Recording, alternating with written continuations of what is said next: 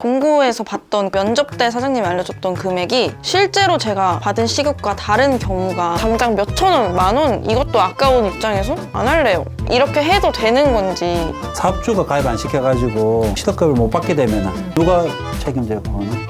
그러면 저는 명절이고 상관없이 당연히 일을 해야 되는 건가요? 알바논! 계집사 한 놈의 사람과 산재 이야기 특별판! 알바논! 저는 한창현 노무사고. 네, 저는 사람과 산재의 알바왕 유현주 노무사입니다. 네, 안녕하세요. 저는 EPD라고 하고 청소년입니다. 공고에서 봤던 면접 때 사장님이 알려줬던 금액이 실제로 제가 받은 시급과 다른 경우가 있더라고요. 그러면 사업주가 그게 직접 올리는 거잖아요. 그렇죠. 근로계약서가 없어도 그게 하나의 임금으로 확정된다고 봐야 되는 거 아닌가? 그렇죠. 근로기준법은 문서보다는 구두의 합의, 실제적인 사실 이런 것들이 더 중요하기 때문에 그렇게 동의를 하고 나도 알고 일을 했다고 하면 그것도 충분히 증거로 제시할 수 있죠. 제 경우에는 저는 그냥 넘어가거든요. 왜 넘어가? 왜 넘어가? 말하기 좀 그렇잖아요? 어떻게 말을 해야 될지. 그런 적 없었어요, 윤 노무사님은? 시급대일 때? 저는 사실 저를 아무도 잘 못 건드리나 봐요. 저는 한 번도 그런 적은 없었고요. 그리고 만약에 그런 일을 당했다고 하면 공격적으로 말하지는 않겠지만 사적으로 물어볼 수 있겠죠, 사장님한테. 사장님, 저희 처음에 이런 시급으로 계약을 했던 것 같은데 제가 계산해 보니까 시급이 좀 안 맞는 것 같아요. 이렇게 가볍게 물어볼 수 있을 거잖아요. 그럼 이제 사장님 답변이 오겠죠. 어떤 답변이 올지는 좀 기다려 봐야겠지만 혹시 모르니까 사장님하고 구두로 말하면 사실 뭐가 안 남을 수도 있고 하니까 문서로 뭐 카톡이나 이런 걸로 물어보면 뭐 조금 더 부드럽게 말할 수 있지 않을까. 그리고 기록도 남고. 물어보자! 알바논! 보험 가입을 할 거냐? 사장님들 먼저 물어보시더라고요. 4대 보험. 네. 아, 세금을 내야 되는데 당장 몇천 원, 만 원 이것도 아까운 입장에서 저는 안 할래요. 이렇게 해도 되는 건지 궁금해요. 4대 보험이라는 게 국민연금, 건강보험, 고용보험, 산재보험 이렇게잖아요. 그래서 고용, 산재는 당연히 가입을 해야 되는 거고 국민하고 건강보험 같은 경우에는 일주 15시간 이상 근무하는 경우 그리고 한 달에 60시간 이상 근무하는 경우 그리고 뭐 3개월 이상 계속 근로하는 경우 의무 가입이고 조건을 충족하지 않는 경우에는 가입을 선택할 수 있어요.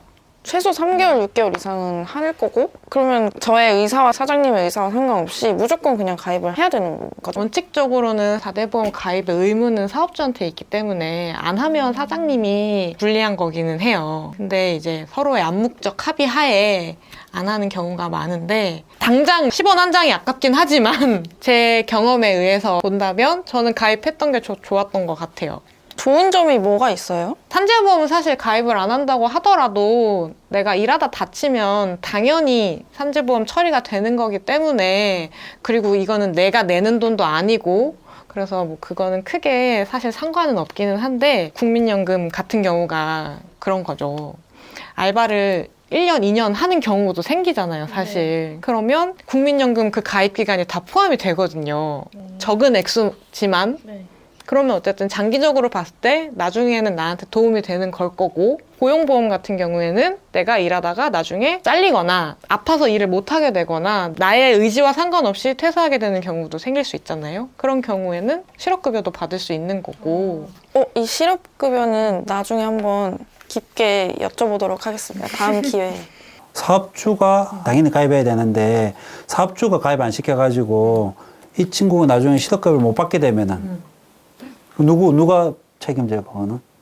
그런 경우에도 또 방법이 있습니다. 고용보험, 피보험 자격 확인 청구라는 게 있어요. 어렵다. 말은 좀 어려운데 되게 간단해요. 나 사실 이만큼 근무를 했었어요. 그래서 실업급여 조건이 다 돼요. 그거를 나라에 인증받는 거죠. 꿀팁인데 다시 한번 뭐라고요, 그게? 고용보험, 피보험 자격 확인 청구. 그런 방법이 있었네요. 가입하면 좋습니다. 법상 당연히 가입하게 돼 있기 때문에 안 하면은 사업주는 법이 안 하면은 알바논! 계약서에 제가 월화수 일하기로 했어요. 근데 올해 명절이 1월화였어요. 그러면 저는 명절이고 상관없이 당연히 일을 해야 되는 건가요?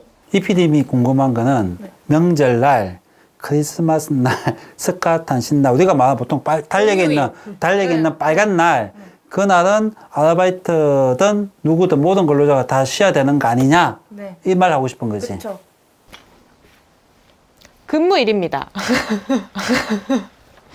그러면 세상 사람들이 다 쉬는데 저 혼자 일하잖아요. 세상 사람들은 다 쉬는데 다 쉬는데 사람들은 다 이게 쉬는데 우리가 난 달력의 왜 그 휴일의 개념을 잘못 이해하고 있어서 그래요. 공휴일은 공무원 휴일의 줄임말이지. 그지? 지금까지 우리나라의 법정 유급 휴일은 딱 두 가지예요. 5월 1일 근로자의 날, 메이데이.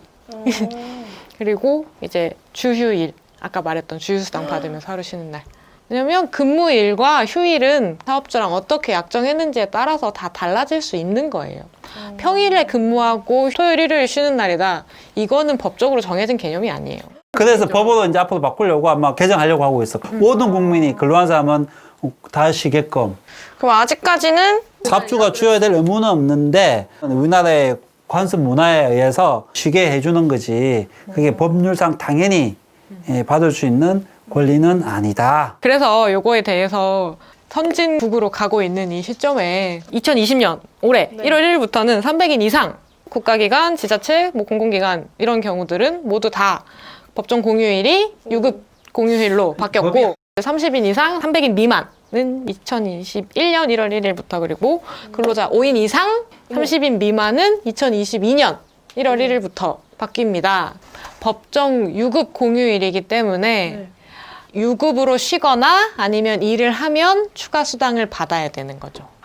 근데 아르바이트도 해당이 되는 건가요? 아르바이트도 이 사업장 인원수에 따라 해놓는 게 되는 거기 때문에 동일하게 해당이 되죠. 근데 여기서 문제는 또르륵 5인 미만은 당분간은 해당 사항이 없을 것 같네요. 그래서 5인 미만에 지금 적용 안 된 게 너무 많아가지고 지금 노동계나 시민사회단체에서 법 개정 움직임이 지금 덜불처럼 일어나고 있고 곧 정부에서도 이 이야기를 귀담아 듣고 조만간 많은 개정이 있지 않을까 기대를 해요. 지금은 없지만 앞으로는 받을 수 있지 않을까요? 아르바이트를 해도 퇴직금을 받을 수 있다. 이게 사실인가요? 어플 같은 곳에 시급을 올릴 때 9,500원 이렇게 해놓고 주수당 포함이다. 하루를 더 일을 하게 됐어요. 대타로 주수당을 추가로 더 받을 수 있는 건가요?